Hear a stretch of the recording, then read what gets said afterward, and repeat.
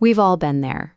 You sit down to meditate, close your eyes, and within minutes, your head is nodding downward. Then you find yourself jerking awake, trying to force your way through the fog. But sheer willpower cannot solve meditation drowsiness. To stay alert on the cushion, you need to build a wakeful meditation protocol. This is a 3-layer system designed to restore your oxygen levels, boost your circulation, and recover your system's baseline energy. Before we start, you need 2 things: comfortable clothing and the willingness to do active physical prep work before you ever sit down. The heaviness you feel on the cushion stems from a physiological system imbalance, one that we can systematically correct. When we sit in stillness, our breathing often becomes shallow and restricted. This drop in oxygen levels acts as a biological switch, signaling the brain to drift towards sleep. The long-term solution to this deficiency is adopting diaphragmatic breathing. There is a strict rule for learning this. You must practice it while standing, walking, or doing daily chores. You never want to initially train your breathing while sitting on the cushion. Practicing in an upright posture gives your lungs physical space. The diaphragm pulls downward, and lungs expand fully, raising your baseline oxygen intake. That extra oxygen travels upward to the brain, allowing mental clarity to stabilize naturally. By permanently solving your oxygen deficit outside of formal practice, you guarantee a biological baseline of alertness before your meditation timer even starts. Step 2 is circulation. Even with improved breathing, merely sitting down is insufficient. A resting body requires kinetic support to remain awake.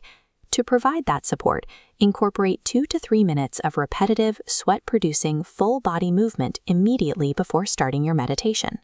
This works because vigorous full-body movement forces cardiovascular circulation throughout the body and instantly activates your nervous system.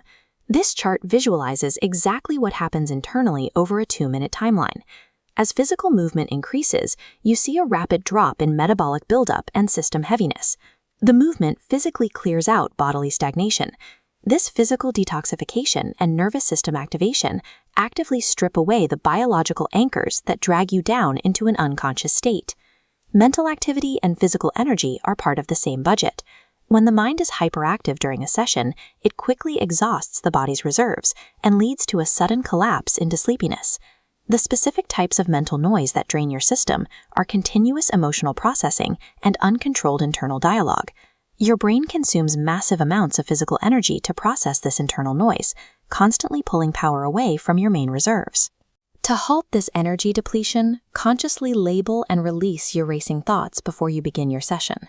Stopping this internal chatter prevents the brain from wasting its finite energy, leaving your system with the resources it needs to maintain alertness throughout the sit.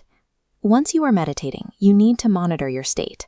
A dangerous mistake in practice is confusing a numb, semi-sleep state with profound spiritual depth.